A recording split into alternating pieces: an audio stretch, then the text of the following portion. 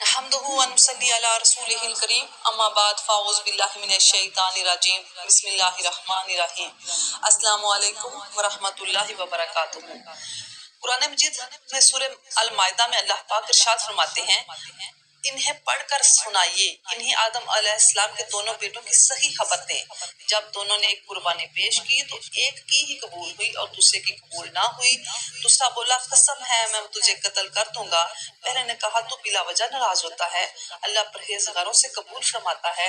بے شک اگر تو اپنا ہاتھ میری جانب اس لیے بڑھائے کہ مجھے قتل کرے تو میں اپنا ہاتھ تیری جانب نہ بڑھاؤں گا، میں اللہ سے ڈرتا ہوں جو سارے جہانوں کا مالک ہے۔ میں چاہوں گا کہ میرا اور تیرا گناہ دونوں ہی تیرے سر رہیں اور تو جہنمی اور بے انصافوں کی یہی سزا ہے۔ بس اس کے نفس نے اسے اپنے بھائی کے قتل پر آمادہ کیا اور اس نے قتل کر دیا۔ بس وہ ہوا نقصان اٹھانے والوں میں سے۔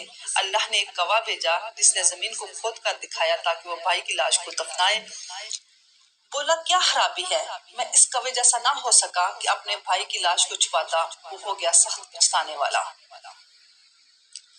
حضرت عبداللہ بن مسعود، حضرت عبداللہ بن عباس، دیگر صحابہ کرام سے روایت ہے کہ حضرت آدم علیہ السلام ہر ہونے والے جڑواں بچے اور بچی کی شادی کرتے تھے۔ چنانچہ حابیل نے ارادہ کیا کہ وہ قابیل کی بہن سے شادی کر لے۔ قابیل حابیل سے بڑا تھا۔ قابیل کی جڑواں بہن بہت خوبصورت تھی۔ قابیل قانون خداوندی کو توڑ کر اپنی جڑواں بہن سے شادی کرنا چاہتا تھا۔ حضرت آدم علیہ السلام نے حکم دیا کہ اپنی بہن کی شادی حابیل سے کر دے، لیکن اس نے انکار کر دیا۔ حضرت آدم علیہ السلام نے دونوں کو قربانی کا حکم دیا۔ حضرت آدم علیہ السلام مکہ مکرمہ حج کرنے گئے تو آسمانوں سے کہہ گئے کہ وہ ان کے بیٹوں کی حفاظت کریں، لیکن انہوں نے انکار کر دیا۔ حضرت آدم علیہ السلام نے زمین اور پہاڑوں سے کہا، لیکن انہوں نے بھی اس ذمہ داری سے انکار کر دیا۔ قابیل نے اس ذمہ داری کو قبول کر لیا۔ جب حضرت آدم علیہ السلام حج کے لیے چلے گئے تو دونوں نے قربانی کی۔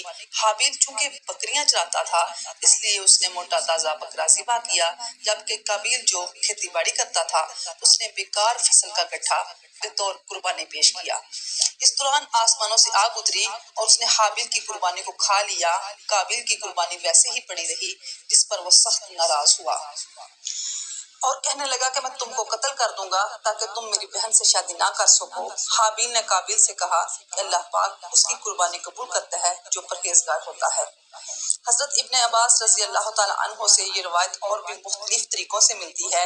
حضرت عبداللہ بن عمر رضی اللہ تعالیٰ عنہ فرماتے ہیں کہ قتل ہونے والا حابیل اپنے بھائی قابیل سے زیادہ طاقتور تھا، مگر اس نے شرم کے مارے اپنے بھائی کی جانب ہاتھ نہیں بڑھایا۔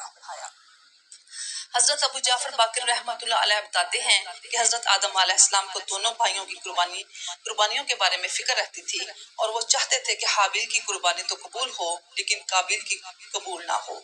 اس پر قابیل نے حضرت آدم علیہ السلام سے کہا کہ حابیل کی قربانی آپ کی دعا کی وجہ سے قبول ہوئی ہے، لیکن میرے لیے آپ نے دعا نہیں کی۔ پھر اس کے بعد اس نے اپنے بھائی حابیل کو دھمکیاں دینا شروع کر دیں۔ چنانچہ ایک رات دیر ہو گئی لیکن حابیل کھیتوں سے نہ آیا تو حضرت آدم علیہ السلام نے بڑے بھائی قابیل کو بھیجا کہ دیر کرنے کی وجہ معلوم کرے۔ وہ گیا تو حابیل وہاں موجود تھا۔ چنانچہ اس سے کہنے لگا، تمہاری قربانی تو قبول ہو گئی لیکن میری قبول نہیں ہو سکی۔ اس پر حابیل نے کہا کہ قبول اسی کی ہوتی ہے جو پرہیزگار ہوتا ہے۔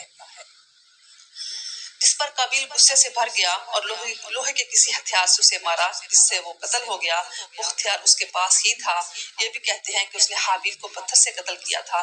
وہ سویا ہوا تھا تو اس کے سر پر دے مرا جس سے اس کا سر کچل گیا، اور یہ بھی کہتے ہیں کہ زور سے اس کا گلا دبایا، پھر یوں کاٹا جیسے درندے کاٹتے ہیں، جس سے اس کی موت واقع ہوئی۔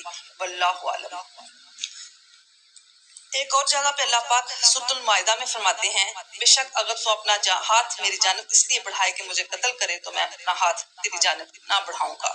قرآن کریم میں یہ قول حابیل کا ہے کہ اس نے قابیل سے اس وقت کہا تھا جب اس نے اسے قتل کی دھمکی دی تھی۔ اس میں اس نے بہترین خلق کا مظاہرہ کیا تھا۔ یہ خوف خدا کی بنا پر تھا اور دل سے ڈرنے کا اظہار تھا۔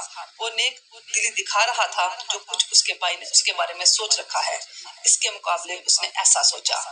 صحیح بخاری مسلم میں منقول ایک روایت کے مطابق نبی کریم صلی اللہ علیہ وآلہ وسلم کا فرمان ہے، قتل ایک بہت بڑا جرم ہے، اور اگر ایسے حالات پیدا ہو جائیں کہ ایک مسلمان دوسرے مسلمان کو قتل کرنا چاہے تو ایک کو بچنے کی کوشش کرنی چاہیے اور پہل سے بچنا چاہیے۔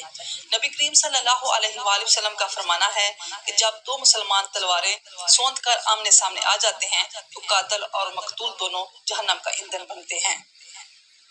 صحابہ کرام نے عرض کیا، یا رسول اللہ صلی اللہ علیہ وآلہ وسلم، قاتل تو جہنمی ہوا مگر مقتول کیوں کر جہنمی ٹھہرا؟ نبی کریم صلی اللہ علیہ وآلہ وسلم نے فرمایا، ایسا اس لیے ہے کہ وہ بھی اپنے بھائی کے قتل کے طرف تھا۔ وآخر دعوانا والحمد للہ رب العالمین۔